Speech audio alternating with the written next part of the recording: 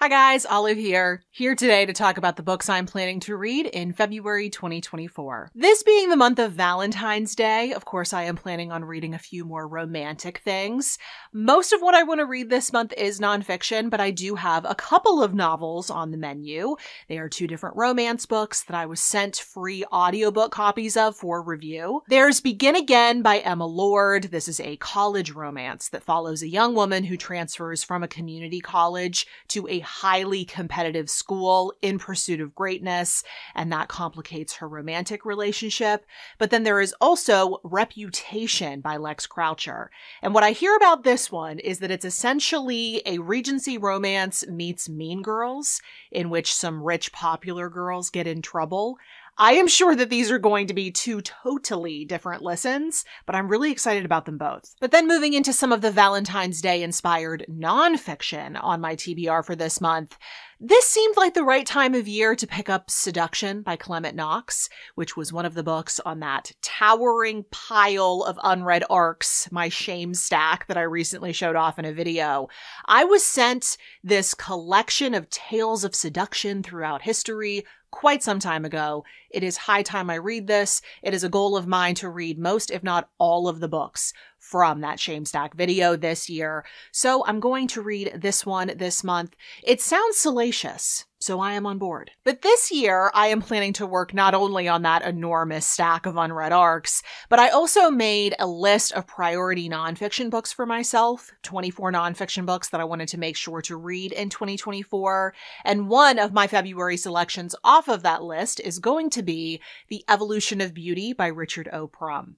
Now, this is a book that discusses a lesser-known Darwinian theory that was formed in response to the very odd choice of certain species of birds to select their mates not just based on their physical fitness, as the theory of natural selection would assume they would, but based on the way that those species perceive beauty. I am a self-proclaimed bird nerd, so this one has been calling my name for years. But before I share my other pick off of that priority nonfiction books list, I wanted to stay on the topic of nature books for one more moment, because there is another nature book on my TBR for this month. It is one of those arcs off of my big pile of arcs that I've been wanting to read, and I want to make sure to read this one during February because it comes out later this month. It is called Otter Country by Miriam Darlington, and it is one of those natural history meets memoirs that I just can't seem to get enough of. In this book, the author traveled across the UK for a calendar year, meeting different otters, learning more about them. I am sure this one is going to be just as adorable as it sounds. But back to my 24 nonfiction books to read in 2024 list, my second and final selection off of that list for the month of February is going to be The Address Book by Deirdre Mask, which is yet another arc I was sent eons ago. I was not kidding when I said I want to clear this room of arcs this year. It's gonna get done, one book at a time.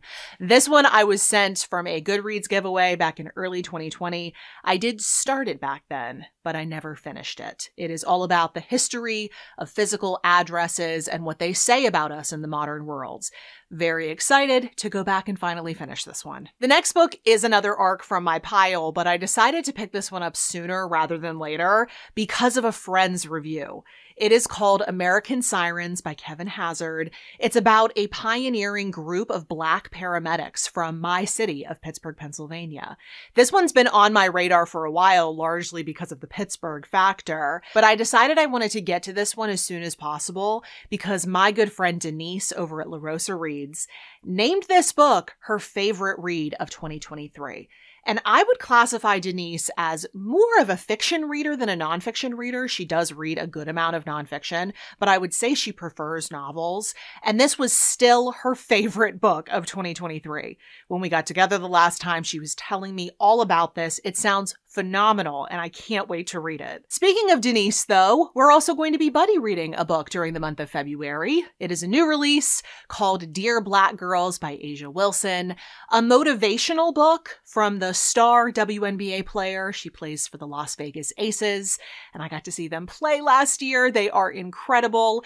Denise suggested that we read this together after she saw it on my most anticipated releases of this first quarter of the year video, and I jumped at the chance to to read it with her. We always have a blast buddy reading books.